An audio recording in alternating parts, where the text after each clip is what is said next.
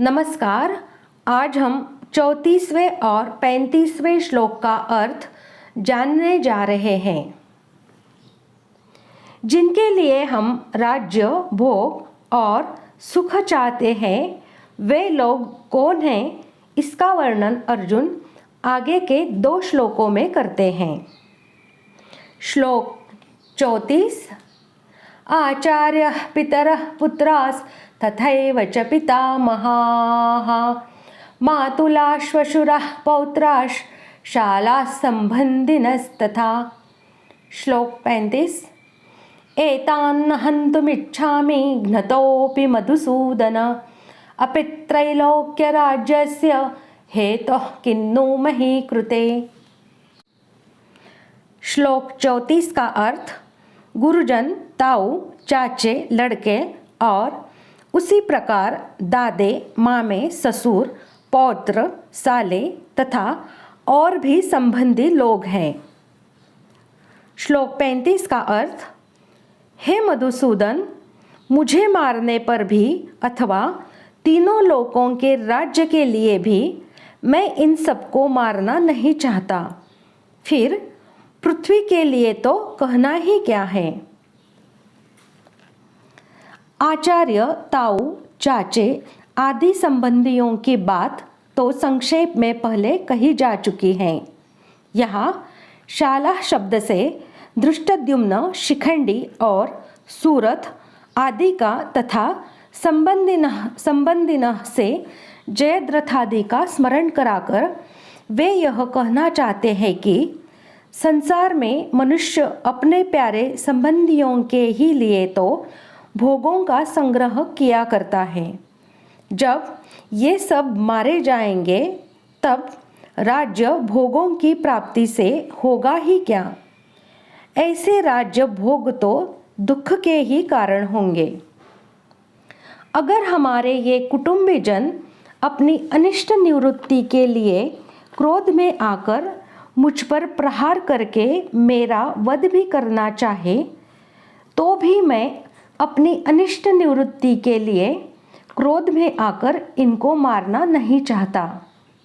अगर ये अपनी इष्ट प्राप्ति के लिए राज्य के लोभ में आकर मुझे मारना चाहे तो भी मैं अपनी इष्ट प्राप्ति के लिए लोभ में आकर इनको मारना नहीं चाहता।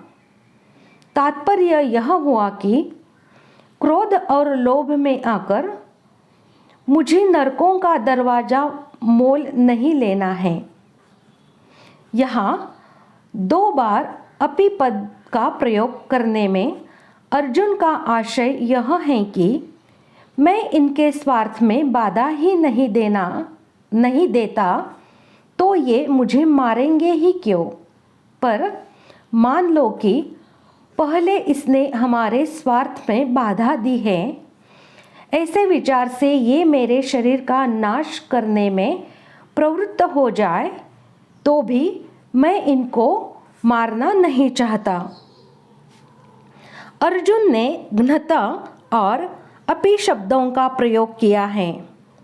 इनका यह भाव है कि मेरे पक्ष वालों की तो कोई बात ही नहीं है, परंतु जो विपक्ष में स्थित संबंधी है वे भी जब मैं युद्ध से निवृत्त हो जाऊंगा तब संभवतः मुझे मारने की इच्छा नहीं करेंगे, क्योंकि वे सब राज्य के लोभ से ही युद्ध करने को तैयार हुए हैं। जब हम लोग युद्ध से निवृत्त होकर राज्य की आकांक्षा ही छोड़ देंगे तब तो मारने का कोई कारण ही नहीं रह जाएगा। परंतु कदाचित इतने पर भी उनमें से कोई मारना चाहेंगे तो उन मुझे मारने की चेष्टा करने वालों को भी मैं नहीं मारूंगा। दूसरी बात, इनको मारने से मुझे त्रिलोकी का राज्य मिल जाए तो भी मैं इनको मारना नहीं चाहता।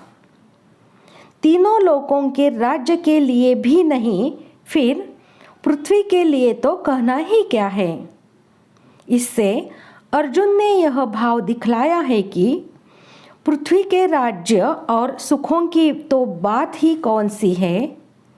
इनको मारने पर कहीं त्रिलोकी का निष्कंटक राज्य मिलता है तो भी उसके लिए मैं इन आचार्यादि आत्मीय स्वजनों को नहीं मारना चाहता। इस प्रकार आज हमने 34वें और 35वें श्लोक का अर्थ जान लिया है। अगले भाग में जानते हैं श्लोक 36 का अर्थ। धन्यवाद।